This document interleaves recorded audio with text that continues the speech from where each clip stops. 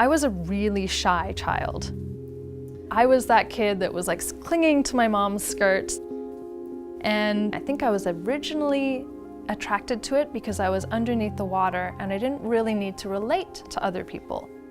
And needing to have a voice for those that don't have a voice themselves, these animals that are being killed around the world, I had to step up. My name is Hannah Mermaid, and I'm an underwater mermaid model.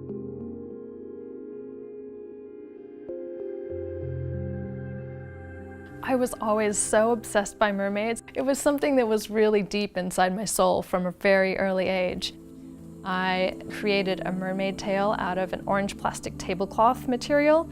I spent hours painting little scales on it. I was 9 years old when I made that first tail. As a mermaid, I do a whole range of different things, from photo shoots, short films, documentaries. A lot of the art films that I create are eco-environmental activist films. I like to use my artistry and imagery to bring attention to the whole gamut of ocean issues, but because I love swimming with the large ocean animals, that's been a really good focus for me.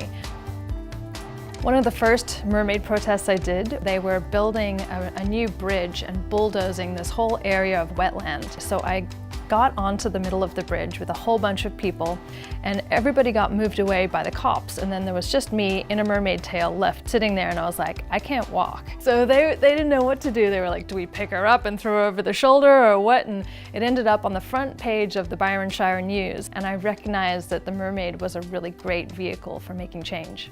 I have a dream that we can create a world based on love. This woman is on a mission to show we're all mistaken about these man-eaters. The illegal whaling is going on. There is a moratorium that's been in place, and we need to uphold that, and the government should be doing that. There's a body of the United Nations which is called CITES, and they meet only once every 3 years. And that was coming up, and all of a sudden we were like, we have 2 weeks to figure out how to get manta rays on the ballot to get them protected for the first time. So we went to Hawaii, we shot nonstop for a week, we created Manta's Last Dance, we released it into the world, it went instantly viral.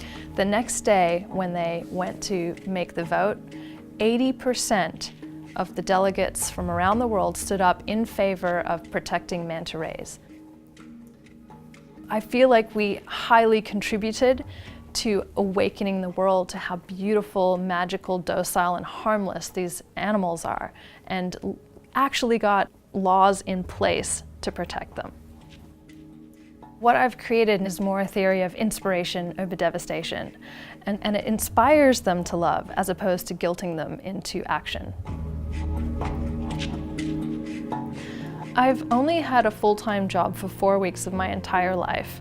The rest of the time I've been being an artist, performance artist, and you just never know when the next paycheck's gonna come. The first 10 to 15 years of doing that, I was always in a constant state of stress about money. And then I've gotten to a point where I'm like, wow, like sometimes the flow's there and sometimes it's a little off. You utilize each moment. So if the flow is not happening and you're not having things come in so much, it's a time to really start to reflect, create new art, and to pull together all of your ideas and write proposals. Then when the busyness happens, you're ready for it and you just jump on it and you go for it.